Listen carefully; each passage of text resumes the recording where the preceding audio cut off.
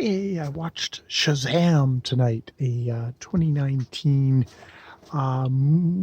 movie adaptation of the DC. Well, it was not originally DC comic, but now DC property at least. Shazam, where Billy Batson says the word Shazam and has it's the wisdom of Solomon, the strength of Hercules, the all the other letters of the thing. In this updated version, Billy Batson is a foster kid who lost his mom when he was quite young and has been trying to find her ever since. Um, a social worker at the beginning, letting him know it's like never found her because she didn't want you. She didn't. She obviously just abandoned you, kid. And yes, so it's kind of a by numbers, pretty meat and potatoes story. It's one of these things where it's like it opens at a kind of amusement park and it closes at an amusement park. Everybody has, there's the appropriate kind of messages of family.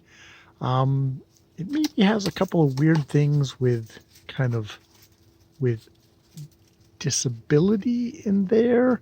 I mean, they have a kid with, he's got a one, it's the easy kind of a disability kind of thing.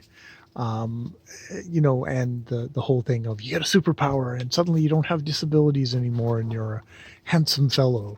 Um, you know, they make a cute little reference to Big, the Tom Hanks vehicle from years ago where he accidentally steps on a big floor piano and then gets knocked off it by the kind of generic villain played by Mark Strong, who unfortunately for the most part it's like he's a good reliable character actor, but he sort of plays a certain kind of a villain that isn't too terribly interesting. It's usually kind of it's in the cartoon vein. You sort of want kind of wish that Mark Strong would get to do more interesting stuff. He tries to bring as much as he can to it. Um, Zachary, is it Zachary Levi as the adult Shazam? Is reliably kind of very kind of goofy and fun. Uh, Captain Sparkle Fingers himself.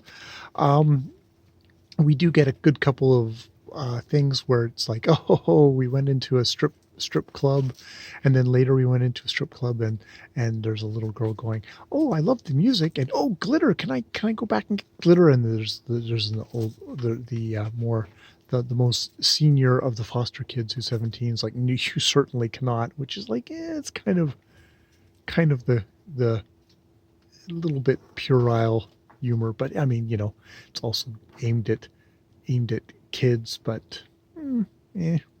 So it was fine. It was fun, kind of that. It is very much kind of insert tab A into slot B kind of a movie. They'll come out with another one. It'll probably be reasonably light, fun entertainment. I have to say, in comparison to a lot of the very kind of grim, dark um, Batman and Superman movies that DC has been putting out lately. Not the Christopher Nolan ones, but the kind of Batman versus Superman ones.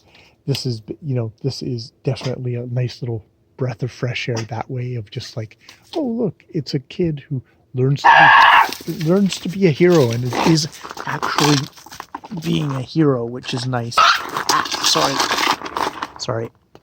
Trying to reel in somebody who has decided to bark at the shadows. Hello, Theo. So it does have that going for it. You kind of a certain age where, I can remember reading comic books where, the superheroes were, super, and they were heroes, and they were trying to do good things, and not kill everybody, and be all grim, dark, and tortured. And I don't want to help anyone. It's like, no, this is all about Billy. Kind of, he's a bit cowardly at the start, but he actually learns to be kind of a hero, and that was nice as as a fun change from the usual grimdark DC grimdark anti-hero heroes of the main section. So yeah, I mean, nothing earth-shattering, and I'll probably forget it. So take it as you will, and that's where I'll leave it. All right, more videos later.